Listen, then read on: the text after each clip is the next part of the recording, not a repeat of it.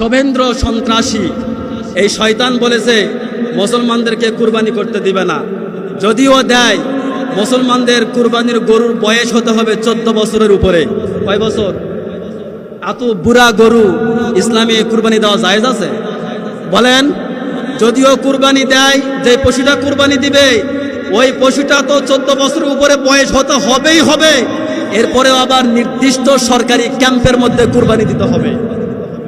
শুধুমাত্র নির্দিষ্ট সরকারি ক্যাম্পের মধ্যেই কুরবানি দিলে হবে না, যেই কুরবানি দিবে ওর আবার কুরবানি দেওয়ার একটা অনুমতিপত্র লাগবে।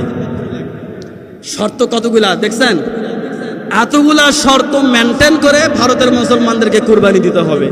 আচ্ছা বলেন তো, নির্দিষ্ট ক্যাম্প ভারতে আমি যেটা দেখলাম প্রায় 20 কোটি মুসলমান আছে। এতগুলো মুসলমানের জন্য নির্দিষ্ট ক্যাম্প সরকারের কয়টা আছে? এটা ডাহা একটা আকাশ আর পাতাল পার্থক্য নয়?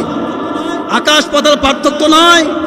যে অনুমতি পত্র যেটার কথা তারা বলছে, এই অনুমতি পত্র এটা নেওয়ার জন্যে প্রথমে তাদেরকে যেতে হবে পৌরসভার মেয়রের কাছে সিগনেচার নিতে হবে, এরপরে ওই দেশের গরুর ডাক্তারের একটা সিগনেচার নিতে হবে, তারপরে না অনুমতি পত্র পেল। এখন বলেন এই শর্ট টাইমে একবার দৌড়াবে পৌরসভায় আর একবার দৌড়াবে ওই গরুর ডাক্তারের কাছে, এই যে দৌড়াদৌড়ি হ্যান ত্যান করতে করতে মুসলমান কুরবানি দিতে পারবে? সম্ভব? এই যে মুসলমানদের উপরে অবর্তনীয় লোমহর্ষক নির্যাতন আজকে চালাচ্ছেন, অবশ্যই একটা দিন আসবে। শুভেন্দ্র সন্ত্রাসী এ কথাও বলেছে বাংলাদেশ নাকি 1-2 মিনিটের তুরি, 1-2 মিনিটের তুরি মানে কিছুই নয় বাংলাদেশ তার কাছে।